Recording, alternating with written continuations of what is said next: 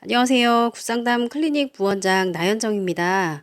상담을 하다 보면 각자가 가진 부정적인 생각 때문에 갈등을 만들어내는 부부들 참 많이 봅니다. 한 아내가 남편에게 이야기합니다. 남편 말투가 많이 투명해졌어? 나 사랑 안 하나 보네? 밖에 다른 여자 생긴 거 아니야? 이렇게 아내가 질문합니다. 이 이야기를 들은 남편은 정말 황당합니다. 왜냐하면 이것은 남편의 문제가 아니라 남편의 행동을 잘못 해석하는 아내의 문제이기 때문이죠. 남편이 생각이 많아서, 고민이 많아서 무심하게 말했을 수도 있는데 아내는 이것을 부정적으로 잘못 해석해서 잘못 반응하고 있는 것이죠. 즉, 부부가 싸우는 이유가 부부의 행동 때문이 아니라 머릿속에 잘못 심겨진 부정적인 사고방식 때문이라면 남편은 평생 억울하고 아내는 평생 외로울 수 있습니다. 그래서 오늘은 상담실에서 정말 자주 보는 부부 관계를 망치는 부정적인 사고방식 4가지를 알려드리려고 합니다. 먼저 부부 사이에 일어나기 쉬운 첫 번째 부정적 사고방식은요, 파국적 사고입니다. 예컨대 매주 조기 축구를 가는 남편에게 아내는 말합니다. 주말에 꼭 운동하러 나가야 돼? 당신 나 사랑 안 하네. 근데 남편은 운동도 하고 스트레스도 풀고 사람도 만나고 싶어서 나가는 건데 이 아내의 머릿속에서 남편의 행동은 이렇게 번역이 되는 거죠. 나보다 축구가 더 중요하네. 나를 사랑하지 않는 거네. 결혼했는데 왜 맨날 혼자 놀러 다녀? 당신 왜 결혼했어? 이럴 거면 이혼하든가. 남편이 주말마다 운동을 나가면 아내가 외로울 순 있습니다. 하지만 그것이 나를 사랑하지 않으니 이혼하네 마네까지 가는 것은 아내의 부정적 생각이 이미 파국으로 치닫고 있기 때문이죠. 그래서 남편이 해결해 보려고 말을 합니다. 주말에 스트레스도 풀고 건강도 찾을 겸 나가는 거야. 나 빨리 다녀와서 우리 영화 한 편 볼까? 라고 아내를 달래봅니다. 하지만 아내는 듣지 않죠. 왜냐하면 머릿속에는 이미 남편은 나를 사랑하지 않아 라고 결론이 나 있기 때문이죠. 이런 아내의 사고방식은요, 남편을 점점 숨막히게 만듭니다. 보다 못한 남편은 결국 말합니다. 그래, 그럼 이혼하든가. 네, 아내의 이런 파국적이고 비관적인 생각은 과거 어린 날의 상처와 또 아내의 부모의 결혼 생활을 보며 느낀 비관적 감정들이 결합된 경우가 참 많습니다. 그렇기 때문에 아내가 먼저 심리치료를 받을 필요가 있습니다. 그리고 두 번째 부정적 사고방식은요, 터널 시야입니다. 한번 갈등이 올라오면 기존의 배우자의 좋았던 점, 또 둘이 같이 쌓았던 추억, 이런 것들은 다 잊어버리고 그 당시의 상처와 불만만 확대해서 보는 경우입니다. 이건 뭐냐면요, 전체는 제대로 못 보고 상처, 문제 하나에 꽂혀 있는 거죠. 약간 강박적인 성향처럼. 예를 들어 남편이 평소에 굉장히 아내에게 잘합니다. 육아도 하고 집안일도 하고 다정하기까지 한대요.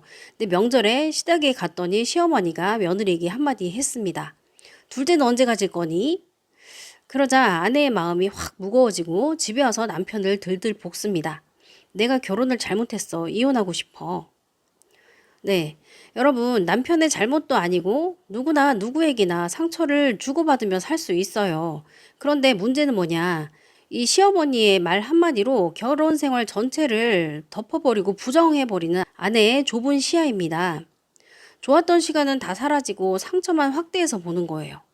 실제 상담실에서 보면요, 행복했던 건 기억이 안 나고 섭섭했던 것만 현미경처럼 확대하는 부부들이 참 많습니다. 이는 뭔가 하나에 꽂혀서 집착하는 강박적인 태도와 연관이 되는데요. 이것은 갈등 해결에 전혀 도움이 되지 않습니다.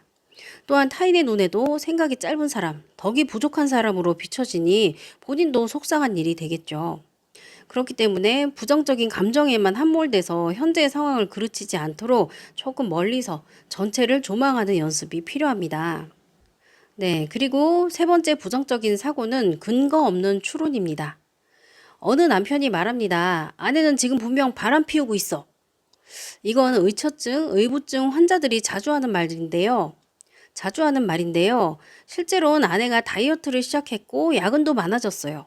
그러자 남편의 머릿속에서 불륜 영화가 시작이 됩니다. 회사에 누가 생겼네. 100% 바람이네. 근데 아내의 늦은 귀가와 다이어트의 실제 이유는 건강 때문이었고 승진 시즌이라 일이 많았던 거였습니다. 하지만 이 의심하는 남편은 이런 말들보다 자기 상상을 더 믿는 데 집중합니다. 그리고 아내가 지쳐서 말을 안 하면 또 이렇게 반응하죠. 봐봐, 찔리니까 말 못하네. 당신 누구 만나고 왔어? 예. 이건요, 아내의 외도 증거를 찾는 것이 아니라 남편 마음속에 가득한 불안을 확인하려는 시도일 뿐입니다. 사실 이런 사람들 마음 깊은 곳에는 버림받을지 모른다는 두려움이 가득합니다. 이는 남편의 아주 어린 날부터 누군가의 소중한 존재로 살아보지 못한 상처입니다. 즉, 남편이 어린 날부터 부모로부터 귀한 대접을 제대로 받아본 적이 없어서 아내를 잃을지 모른다는 불안이 너무 커서 생기는 의심증이죠. 그렇기 때문에 이것은 남편이 개인 심리 치료를 받아야 할 주제이지 아내, 즉 생사람을 잡아 해결될 문제가 아니라는 것이죠. 네, 그리고 네 번째 부정적인 사고방식은 독심술입니다. 당신 속마음 내가 다 알아. 정말 많은 부부들이 하는 이야기입니다. 남편은 날 무시하는 게 틀림없어. 아내는 우리 집안을 무시하는 게 틀림없어. 근데요, 독심술 사실이 아닐 수 있습니다. 그냥 자신의 추측일 뿐이죠. 그냥 자신의 추측일 뿐입니다.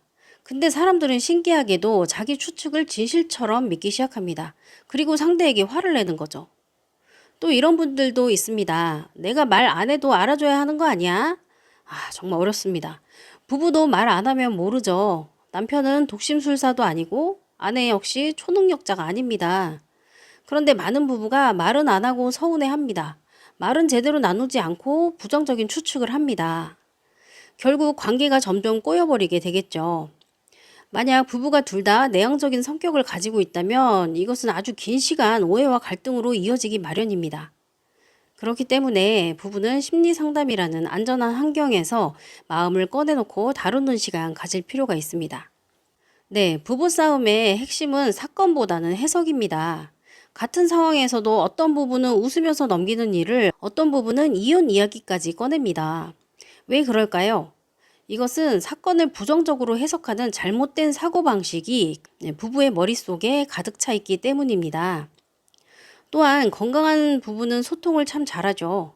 아니 도대체 왜 그러는 거야? 라고 꽁에 있기보다 당신 무슨 일 있었어? 라고 물어봅니다. 그러니 꺼내서 다루고 나눌 수 있는 기회를 가질 수 있는 거죠.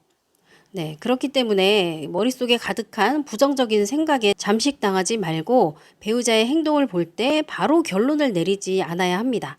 잠깐 멈추고 이 질문을 꼭 해보셨으면 좋겠습니다.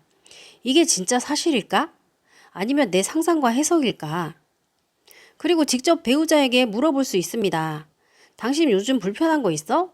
내가 뭐 도와주면 좋을까? 나 이 부분이 불편한데 당신 좀 도와줄 수 있어? 이런 자기중심성을 벗어난 타인중심적 질문을 하게 되면 부부관계가 개선될 수 있습니다.